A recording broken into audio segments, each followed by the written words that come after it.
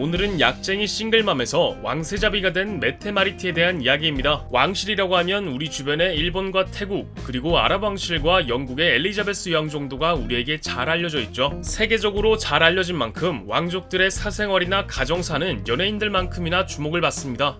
누가 결혼이나 이혼을 했다던가 불륜을 저지르는 날에는 본국 기사, 아니 전 세계 기사의 헤드라인을 장식하죠. 또한 동화 속 신데렐라처럼 어려운 생활을 하다 우연히 왕자를 만나 결혼을 하여 왕비가 되는 경우도 대서특필됩니다. 보수적인 집안의 끝판왕이라 할 만큼 까다로운 왕실에 배경 없는 사람이 들어간다는 자체가 이례적인 일이기도 하고, 무엇보다 대부분의 여성들이 한 번쯤은 꿈꿔본 삶이기 때문이죠. 과거의 왕족과 일반인의 결혼은 지탄받는 일이었지만 현대에 들어서는 오히려 대중들에게 환영받는 이야기입니다. 다만 돈을 보고 접근하는 몇몇 사람들 때문에 왕족과 일반인이 결혼하는 신데렐라 스토리를 부정적인 시선으로 바라보는 사람도 많죠. 이건 돈을 보고 접근한 만큼 평소의 행실이 신사적이지 못했기 때문입니다. 실제로 이런 상황이 벌어지면 지지율이 급속도로 떨어지죠. 오늘의 주제인 메테마리트도 어떻게 보면 신데렐라 스토리이긴 합니다. 근데 이제 좀 약을 곁들인 그런 메테마리트 이야기 본격적으로 시작해볼까요? 메테마리트는 1973년 8월경 노르웨이에서 5손가락 안에 드는 도시인 크리스티 안산에서 태어났습니다. 아버지 호이비는 지방신문사의 기자였고 어머니 마리트 제셈은 은행원이었죠. 거주지와 부모의 직장을 보면 알다시피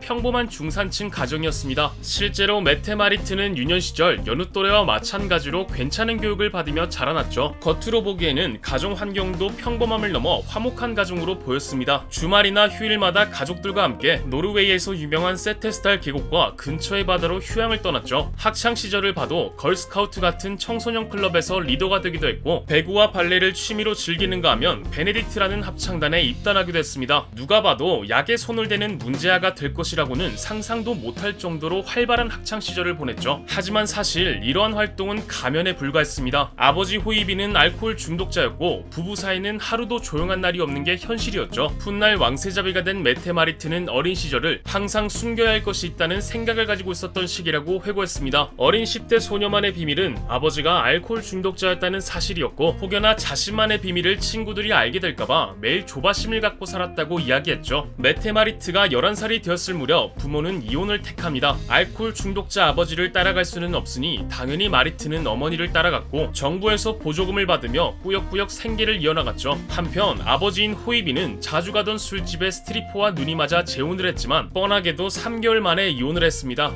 서양 쪽은 이혼과 재혼이 흔한 일이라곤 하지만 여전히 적응이 안 되네요. 아무튼 홀어머니 손에서 자라기 시작한 메테마리트는 중학교 시절은 별 의미 없이 보내고 크리스티안 성당 고교에 입학합니다. 고등학교에 입학한 이후로도 공부에 관심 없는 생활을 했죠. 메테마리트는 호주의 왕가라타라는 학교에 교환학생으로 가기도 했는데 6개월 만에 약 소지 혐의로 추방당해버렸습니다. 우리나라에서도 호주로 워킹홀리데이를 가거나 교환학생으로 가면 이상해져서 돌아온다는 말이 있죠. 여차저차 고등학교를 졸업한 메테마리트는 아그더 야간대학에 입학하긴 했으나 대학생활 중 당시 유행했던 약과 집단 난교가 존재하는 홈파티에 빠져듭니다. 거기다 1997년 폭행, 음주운전, 약, 3관왕을 달성한 모텐 보그란 남자와 아이까지 가지게 되죠. 애 아빠라는 사람이 감옥을 제집마냥 드나들었으니 가정이 제대로 굴러갈 리가 없습니다. 결국 메테마리트는 미혼모가 되어 학교를 그만두고 카페에서 웨이터로 일하며 생활을 이어나갔죠. 그렇게 싱글맘으로 열심히 사는가 싶었지만 깊게 빠졌던 홈파티를 잊지 못하고 계속해서 출근 도장을 찍었죠. 건전하지 않은 파티였지만 그래도 인맥이라는 이점이 존재했습니다. 메테마리트는 경험이 많았던 탓인지 어느 파티에서든 눈에 띄는 존재였고, 얼떨결에 방송국 직원과 친분을 다지면서 일종의 데이트 프로그램에 참가해 작게나마 이름을 날리게 되었죠. 1999년 마리트는 유명세를 탄 덕분에 노르웨이 최대 음악 축제인 쿼트 페스티벌에 초대받게 됩니다. 거기서 노르웨이 왕실 계승서열 1위 호콘 마그누스 왕세자와의 첫 만남이 이루어졌죠. 두 사람은 다른 축제에서도 마주하면서 연을 다진 끝에 연인관계로 발전하게 됩니다. 여태까지 봐왔던 여자들과 다른 거친 모습에 반했던 것일지도 모르겠네요. 아무튼 사랑에 빠진 호콘 왕세자는 왕궁을 나와 오슬로의 한 아파트에서 마리트와 동거를 했습니다. 물론 아들도 함께 생활했죠. 그러고는 약 1년 뒤 두 사람은 약혼 발표를 합니다. 시민들의 첫 반응은 왕세자가 결혼을 한다 하니 대부분 축하하는 분위기였습니다. 하지만 마리트의 화려하기 그지없는 과거 행실이 드러나면서 아주 난리가 나기 시작했죠. 지지율이 90%대에서 50%대로 떨어지는가 하면 왕실을 폐지하자는 단체가 형성되기도 했습니다. 국왕 하랄 5세가 걷잡을 수 없이 커져가는 반발을 좀 누그러뜨릴 방법 방법을 찾을 줄 알았지만 왕세자의 뜻을 존중한다는 발표를 했죠. 이건 하랄 오셀 자신도 일반인과 결혼한 이력이 있기 때문인 것 같은데 국왕의 뜻이 그렇다 해도 반발을 잠재울 수는 없었습니다. 마리트의 과거가 워낙 난잡했으니까요. 결국 마리트는 호콘과 함께 기자회견을 열기에 이릅니다. 한때 약을 했을 거라고는 생각지도 못할 정도의 조실한 차림으로 카메라 앞에 선 마리트는 굳게 닫혀있던 입을 열기 시작했죠. 이때 마리트는 과거에 있었던 일들을 모두 인정하고 자신이 바라는 건 사랑하는 사람과 함께하는 게 전부라며 눈물의 호소를 했습니다. 마리트의 진심이 통했는지 국민들은 마음을 돌리기 시작했고 국회 승인까지 나며 결혼식 날짜가 잡혔죠. 이게 되네요. 그렇게 두 사람은 2001년 8월 25일 오슬로 대성당에서 결혼식을 올렸습니다. 왕세자비가 된 마리트는 여러가지 왕실 교육과 더불어 다시 대학 과정을 밟았죠. 그 뒤로는 알렉산드라 공주와 마그누스 왕자를 낳았고 노르웨이 적십자사를 비롯한 여러 단체에 후원을 하기도 했으며 UN 홍보대사가 되어 자선활동에 앞장서기도 했습니다.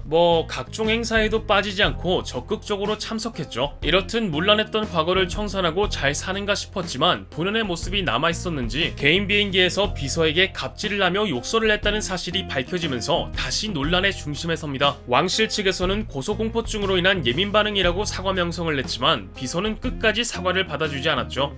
이번이 처음이라는 식으로 밝힌 왕실의 입장과는 반대로 사과를 받아주지 않는 비서의 행동을 보면 평소에도 갑질이 있었던 것으로 보이네요. 거기다 마리트의 주변 사람들도 문제가 되었습니다. 흉악범이었던 전 남자친구가 잠자리 영상을 퍼뜨린다고 협박하는가 하면 가족들마저 사생활을 폭로했죠. 근데 이건 크게 논란이 되거나 하지는 않았습니다. 국민들의 반응은 그럴 것 같더라는 식이었죠. 하지만 2012년 마리트는 왕실과 유대관계를 맺고 있는 동성애자 커플이 대리모를 써서 가진 자녀들을 노르웨이로 들어올 수 있게 도움을 주면서 큰 논란이 일게 됩니다. 노르웨이는 대리모로 아이를 가지는 것이 불법이기 때문이죠. 미국의 억만장자이자 미성년자와 성을 사고판 혐의가 있는 제프리 앱스타인과 친분을 보여 비난을 받기도 했습니다. 문제는 유죄 판결을 받은 뒤로도 잦은 만남을 가졌다는 것이죠. 마리트는 앱스타인의 과거를 조사하지 못했다며 시덥잖은 변명을 했지만 이 정도까지 오니 믿어주는 사람은 없었습니다. 이렇듯 끊임없이 나오는 논란 때문에 그나마 나아졌던 지지율은 다시 하락했고 왕위 계승 또한 호콘의 누나인 마르타 루이즈 공주에게 해야 한다는 주장이 빗발치게 되었죠. 그러나 마르타는 죽은 동물과 홀령이 보이고 대화가 가능하며 천사를 볼 수 있는 능력이 있다고 공식적으로 발표를 한 인물입니다. 실제로 2007년 당시 천사학교까지 세워 많은 비판을 받았죠. 정신적으로 문제가 있는 마리트 공주였기에 왕위 계승은 그래도 행실에 문제가 있는 게 낫지 정신적으로 문제가 있는 건 좀 그렇다라는 분위기로 흘러가 현재는 다시 호콘으로 굳혀졌죠. 끊임없는 논란을 일으킨 마리트였지만 이후로는 비교적 순탄하게 생활을 했습니다. 빈곤한 여성들을 위해 재정적으로 도움을 주고 청소년들을 위한 재단을 설립하기도 했죠. 근데 사실 애초에 왕족이라는 게 정치적으로 힘이 있는 것도 아니고 국가의 전통을 위한 존재다 보니 해외 순방이나 봉사활동 외엔 딱히 하는 일이 없습니다. 국가의 이미지가 걸렸기에 왕실 교육을 받은 만큼 논란 없이 순탄하게 생활하는 게 정상이라는 말이죠. 마리트의 가장 최근 활동은 아쉽게도 폐섬유화증을 진단받았다는 발표였습니다. 2018년 10월에 열린 공식 발표 이후 모든 공적인 활동을 중단하고 현재까지도 치료를 받고 있죠. 그렇다면 결혼 전 흉악범과 낳은 아들은 어떻게 되었을까요? 다행히도 큰 문제 없이 잘 지내고 있습니다. 부자지간도 좋다는 소문이 자자하고 때때론 공식 행사에도 함께 참석하죠. 왕위 계승권은 당연히 없긴 하지만요. 약쟁이 미혼모에서 왕세자비가 된 메테마리트에 대한 이야기 이번 편은 여기까지입니다.